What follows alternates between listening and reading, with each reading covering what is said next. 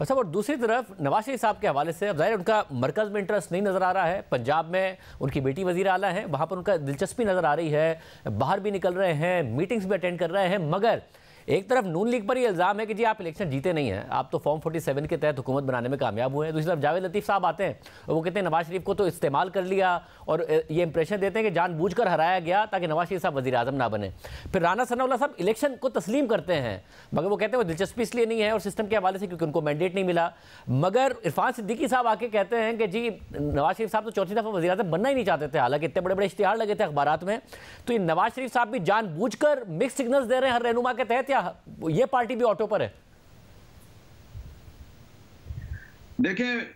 आपने जो सवाल मुझे किया है उस सवाल में जवाब भी है, तो मैं उसको थोड़ा एक्सप्लेन कर देता हूं कि जावेद लतीफ साहब जो हैं वो मुस्लिम लीग नून के अंदर एक ऐसे स्कूल ऑफ थॉट की नुमाइंदगी कर रहे हैं जिसके इस्टेब्लिशमेंट के साथ ताल्लुकात जो हैं वो ठीक नहीं हो पाए, और इसलिए वो समटाइम्स ऐसी बात करते हैं कि जिससे पार्टी को फायदे की बजाय नुकसान होता है। मैं ये समझता हूं कि जो जावेद लतीफ साहब ने पिछले दिनों जो इल्ज़ाम लगाया है, उस इल्ज़ाम का पार्टी को काफ़ी नुकसान होगा, ये आपको वक्त बताएगा। क्योंकि उन्होंने जो इल्ज़ाम लगाया उसका उनके पास कोई सबूत नहीं है कि शेखुपुरा की जो 5 सीटें हैं वो 90 करोड़ में उनको बेच दिया गया। तो इसकी जो है वो पार्टी के अंदर काफ़ी इसकी मजम्मत की गई है। उनको कहा गया है कि आप इसकी तरदीद करें, उन्होंने तरदीद नहीं की। तो उसके बाद फिर राना सनाउल्लाह साहब जो उन्होंने एक दूसरा मौक़िफ़ इख्तियार किया, उन्होंने कहा कि जी मुझे तो अपने इलेक्शन के रिजल्ट पे मुकम्मल एतमाद है और ऐसी कोई बात नहीं कि मुझे धांधली से हराया गया है। लेकिन जो बात इरफान सिद्दीकी साहब कर रहे हैं ना, वो बात दुरुस्त है। और इरफान सिद्दीकी साहब ने आपके शो में तो ये बात ऑन द रिकॉर्ड अब कर दी है, लेकिन बहुत सी चीज़ें ऐसी होती हैं कि जो आपको पता होती हैं लेकिन आप कर नहीं सकते, क्योंकि अगर आप कर देंगे तो सियासी जमातें तरदीद कर देती हैं। तो ये बात जो है ये इलेक्शन से बहुत पहले नवाज शरीफ साहब को पता थी कि उनका प्राइम मिनिस्टर बनने का कोई चांस नहीं है। उनकी जो डील थी वो सिर्फ ये थी कि मेरे पे मुकदमात ख़त्म किए जाएंगे, मैं पाकिस्तान वापस आ जाऊंगा, मेरे बेटों पे भी मुकदमात खत्म हो जाएंगे और मरियम नवाज को पंजाब का चीफ मिनिस्टर बनाया जाएगा और शहबाज शरीफ ही जो है वो पाकिस्तान के अगले वजीर आजम होंगे। और उन दिनों में जब मैं इलेक्शन से पहले की बात कर रहा हूं, तो आपको याद होगा कि आपके साथ भी मेरी 2-3 दफा ये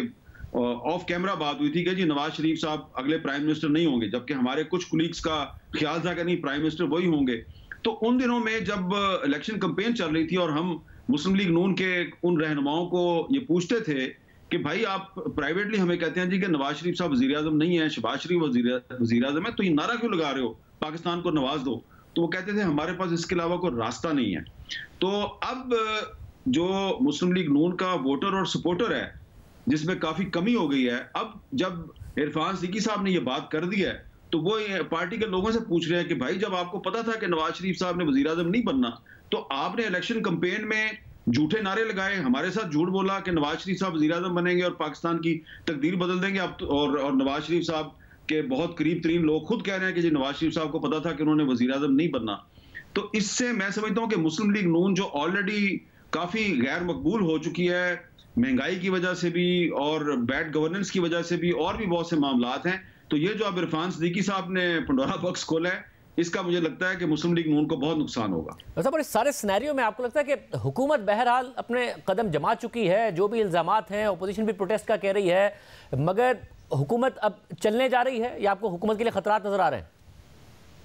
देखिए, हुकूमत को चलना चाहिए क्योंकि आपके पास क्या ऑप्शन है।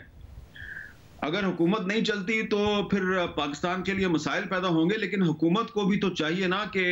वो अपने आप को चलाने के लिए खुद भी तो कोई हाथ पैर मारे ना। हुकूमत के बारे में जो सबसे इस वक्त बुरी चीज़ है, जो इस्लामाबाद में जो डिप्लोमेट्स हैं, गैर मुल्की जो सफारतकार हैं, वो जो हमसे और एक दूसरे से जो पूछते हैं, किसी भी आप डिप्लोमेटिक फंक्शन में चले जाएं तो डिप्लोमेट्स आपस में भी यही बात कर रहे होते हैं, हमारे से भी एक ही बात कर रहे होते हैं कि यार ये हुकूमत जो है ये कोई काम खुद भी करती है, कोई फैसला खुद भी करती है या नहीं करती है, सारे काम जो है सारे फैसले किसी से पूछ के करते हैं।